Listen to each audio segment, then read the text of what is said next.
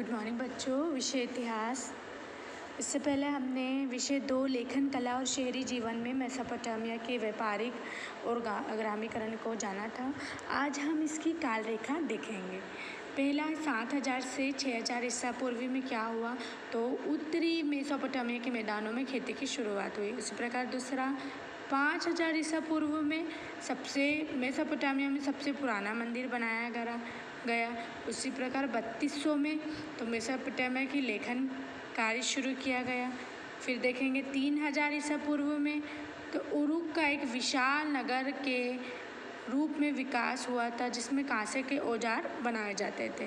उसके बाद देखेंगे 2700 से 2500 ईसा पूर्व, तो इसमें आरंभिक राजाओं मतलब राजाओं की शुरुआत का शासनकाल, जिसमें कौन है, गिलगेमिश जैसे पौराणिक राजा की रेखाएं प्राप्त हुई। उसी प्रकार देखेंगे हम 2600 ईसा पूर्व, जिसमें कीलाकार लिपिका का विकास हुआ।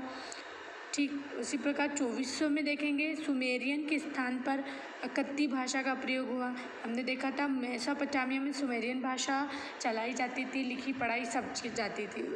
तो वह हुआ क्या, आगे चलकर अकद्दी भाषा का प्रयोग किया गया। तो कब किया गया है, 2400 ईसा पूर्व में।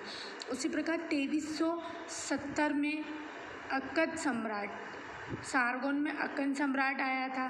उस प्रकार 2000 ईसा पूर्व में सीरिया, तुर्की और मिस्र में कीलाकार लिपि का प्रसार महत्वपूर्ण हुआ। बेबीलोन में क्या हुआ कि यहाँ लिपि कैसे क्या कराई जाती है, ये सब उनको बताया गया था। फिर दूसरा देखेंगे 1800 ईसा पूर्व, गणितीय मूल पाठों की रचना अब सुमेरियन बोलचाल की भाषा नहीं रही थी। जो गणितों की भाषा थी वो सुमेरियन अब नहीं रही थी। हमने बताया था यहाँ अकद्दी भाषा उसका प्रयोग करने लगे थे। फिर देखेंगे 1800 ईसा पूर्व में, ठीक वही है, सुमेरियन भाषा की जगह कौन सी, अकद्दी भाषा का प्रयोग गणितज्ञ करने लगे थे। फिर 1100 ईसा पूर्व में असीरियाई राज्य की स्थापना हुई, जो आगे के चैप्टर में हम पढ़ेंगे। फिर 1000 ईसा पूर्व में लोहे का प्रयोग। फिर 720 से 610 में असीरियाई साम्राज्य।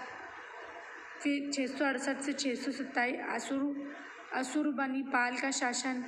फिर 331 ईसा पूर्व में सिकंदर के बेबीलोन की जीत, सिकंदर ने बेबीलोन को जीत लिया था और आक्रमण किया था। फिर उसके बाद 1850 अकद्दी भाषा कीलाकार लिपि में प्रयोग, कीलाकार लिपि के अक्षरों की पहचान पढ़ाया जाने लग गया था।